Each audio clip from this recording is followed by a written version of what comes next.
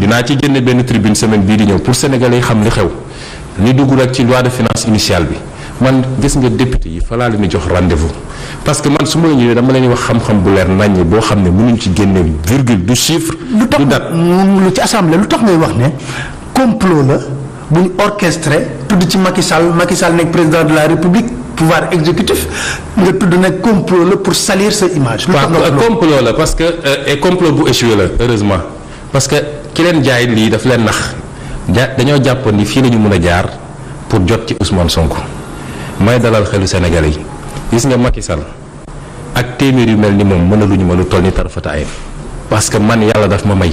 musuma sàcc musuma jël lu ma moomul def naa 15 ans aux impôts et inspecteur principal des impôts et domaines yor brigade de vérification lu fi nekk ci entreprise bu mag muy cimenterie muy banque muy assurance muy leen vérifié naa la contribuable mus a mën a taxaw ne man mus naa jox Ousmane Sonko fukki dërëm mu jël. wala mus na maa ñëw laaj fukki dërëm munul amul parce que man ci loolu lañ ma yare jikko diine ngor xaalis su ma fekk ba ma fa. parce que bëgg naa dërëm bu may yóbbu sama kër bu doon lu ma leew doom parce que sama njaboot laa ci sédd kon complot bi ñu defoon ñoom jublu si ni ñu saliré deru Ousmane Sonko parce que société ñoom seen depuis ma commencé di wax ci politique ba léegi Pape Alé dafa am lu am solo. mooy lan saa yu ma leen attaqué ci dara. ñu jaxasoo du ñu weddi de du ñu weddi mais dañuy essayer ut lu ñu ma si taqalee xam nga lii rek li ñu bëgg a wax sénégalais mooy weddeetuñu ni. tooxi dooni am na def nañ ko. mais Ousmane da cee bëggoon a bokk te responsable bi Macky Sall la. lu tax xam nga ndax lan. lu tax Macky Sall rapport IGE rapport Cour des comptes dañu génn ne ko Mamour Diallo def nay affaire yu garaaw a garaaw titre Bertin bi rek 33 milliards la ci IGE affiché ne ko nag kii waratoo ko mun a jox responsabilité 9 mois lañ ci teg Macky Sall nommé ko directeur des domaines parce que loolu jikko Macky Sall la day jël ay nit yoo xam ne ci administration c'est les plus corrompus de l'administration.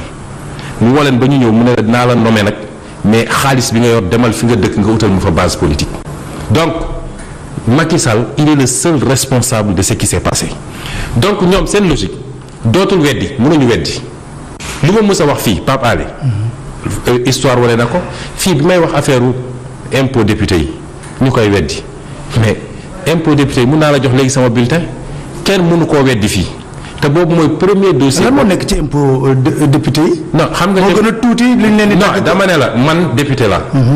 député buy liggéey correctement dañ ko war nañ ko mën a fay sax lu jaadu man loolu laa gëm il faut mettre les députés dans de bonnes conditions donc sama logique du attaquer député yi wala wax ni mérité wuñu député buy liggéey correctement wax ma député rek bu toog assemblée di tàccu rek ak lu ñu wax nga ne gongo Macky Sall lu mu andi nga ne baax na. mais député buy liggéey correctement.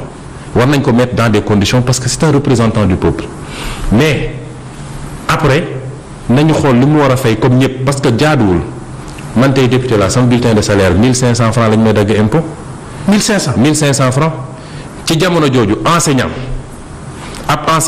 ñuy jël un tiers de son salaire c'est-à-dire enseignant bu am 150 000 bu am 500 000 salaire pratiquement di nga fay lu mat. député 1500 lay fay impôt. man sama bulletin xam naa ko mun naa la ko jox nga xool 1500 lañ may dagg bi ma duggee assemblée ba léegi ñetti at ci salaire 1 million 300 xam nga loolu dafay andi injustice ak inéquité ma ne suñu bëggee fay député lu baax nañu jox député 2 millions mais nañ ko def net daal di jël li ñuy calculer ci impôt mais ñu jox ko netu 2 millions mais na fay impôt bi mu war a fay comme ñëpp waaye li am solo li ma bëgg a wax pour revenir à ma trame.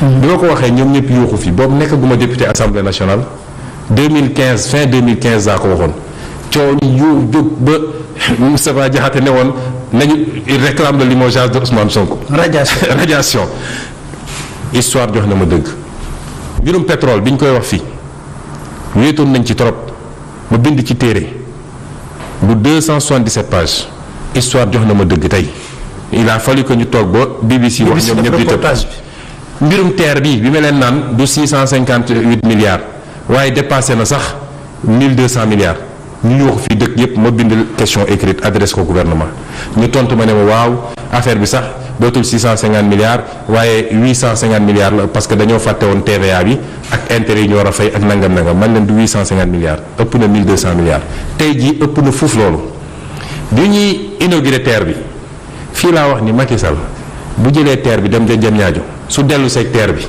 ku ñëw ma fay ko te TER bi du daw fii ak juin lu ne dégg naa ko ci est-ce que TER baa ngi daw amul lu ma mus a wax Sénégalais yi te amut mais ñoom nu ñuy réagir mooy essayer xool nu ñuy taqalee sama der. diabolisation bi ma commencé wax ci pétrole bi xam nga lu ñu njëkk a def. ñu ne Sénégalais yi waaw dafa am ay sociétés yu nekk ci gannaawam ay sociétés pétrolières ab journal fii.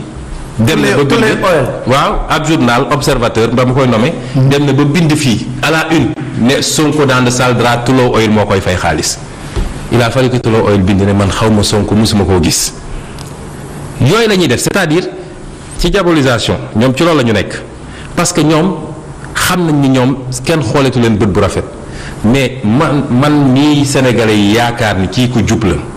kii waxkatu dëgg la kii to naag politiciens yu bëri ñoom nu ñuy def rek ba gëmloo Sénégalais ni waa ji ak ñun benn lañu waaye maag ñoom du ñu benn mënuñoo doon benn man yàllaa ma ko may maa ngi sant yàlla man damaa jub ma wax ko fii mu leer nañ du tagg sa bopp nag.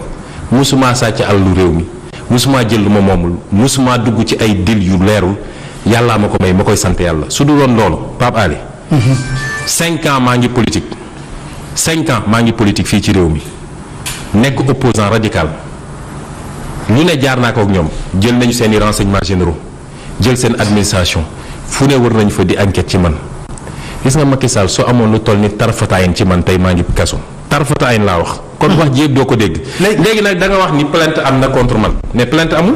mam nga ne du plainte lu tax du plainte am na sax mais dama la bëgg wax ni Mamour Diallo day nax Sénégalais yi Mamour Diallo bu gëmoon li muy def di dem déposer plainte ci procureur parce que diffamation ak injure déjà nit mi ñàkk fayda la nee na dama koo saaga loolu la wax. mais loolu citation directe ngay def bu defoon citation directe heure bi procès bi commencé na.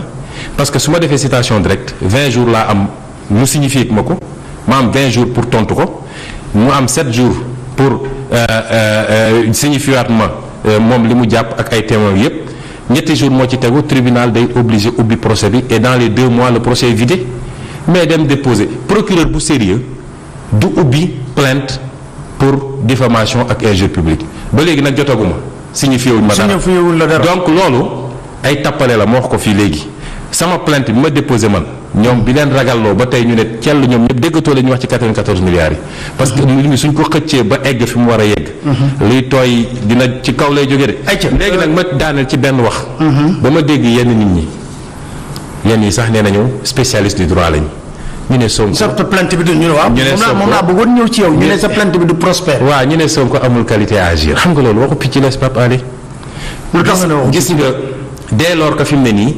le doyen des juges ubbi na dossier bi ba commencer une instruction d'abord juge du fond rek moo mën a apprécier la qualité de à agir procureur du ko apprécier juge d'instruction du ko apprécier moom su paree li muy def yëpp day yóbbu vers le juge de la juridiction de jugement.